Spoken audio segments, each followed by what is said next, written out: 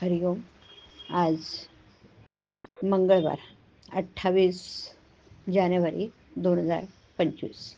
सद्गुरू ब्रह्मचैतन्य गोंदवलेकर महाराज यांच्या प्रवचनाचा भाग आपण ऐकणार आहोत. त्यामध्ये आज ते सांगणार आहेत की अकर्तेपणाने नाम घ्यावं. काही न करणे, आपण काही करीत आहो किंवा आपल्याला काही करायचं आहे असं न वाटणं, हाच परमार्थ. पण स्वस्थ बसायला लावणं ही तुरुंगात मोठी शिक्षा समजतात. देहाने मनाने एकसारखी चळवळ करण्याची आपल्याला सवय लागली आहे. देहाला स्वस्थ बसायला लावणं कठीण आहे, मनाला स्वस्थ बसायला लावणं तर त्यापेक्षा कठीण. आणि देह कर्म करीत असताना मनाला स्वस्थ बसवणं हे पण अत्यंत कठीण आहे बरं. मनाला खरं म्हटलं तर स्वास्थ्य हवं, पण ते मिळवण्याकरता साधन करणं म्हणजे प्रयत्न करणं जरूर आहे. नक्कीच मनाचे स्वास्थ्य बिघडायला कारण काय ते पाहूया. पहिलं एक असं की आपल्या इच्छेविरुद्ध गोष्ट होणं. दुसरं आपल्या मागच्या बऱ्या वाईट कर्माची आठवण होणं. आणि तिसरं उद्याची काळजी करणं. जो तो आपापल्या इच्छेप्रमाणे व्हावं असं म्हणणार. सर्वजण तुमच्याच इच्छेप्रमाणे कसं चालतील? तुमच्या इच्छेविरुद्ध गोष्टी होणारच. तेव्हा स्वास्थ्य बिघडू न देला आपली इच्छाच नाहीशी करावी.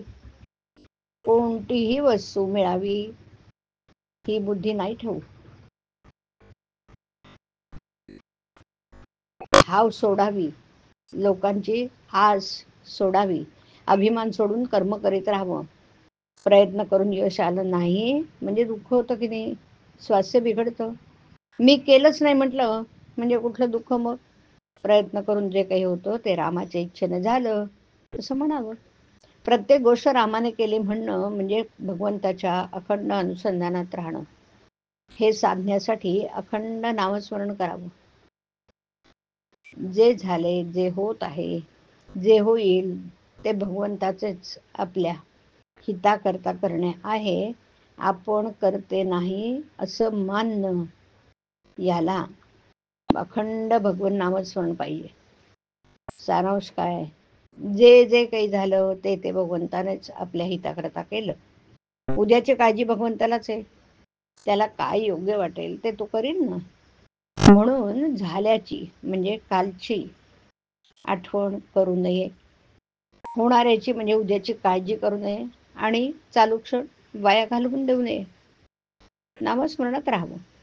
सगळ्या प्रपंचात खरी विश्रांती असेल तर ते नामस्मरणातच आहे. त्या परिस्थितीत समाधान नसणं हा जो देहबुद्धीचा स्वभाव तो आपण सगळीकडे लावतो. सर्व गोष्टींचं ज्ञान होत नाही तोपर्यंत आपण काही करणार नाही असं आपण म्हणतो. आता सर्व गोष्टींचं ज्ञान मरेपर्यंत आपल्याला होत नाही आणि आपण काही करीत नाही. देहबुद्धी आपल्याला भगवंताचा विसर पाडते. या देहबुद्धीवर आपण नामाच्या मंत्राचं पाणी शिंपडूया म्हणजे तिची वाढ होणार नाही.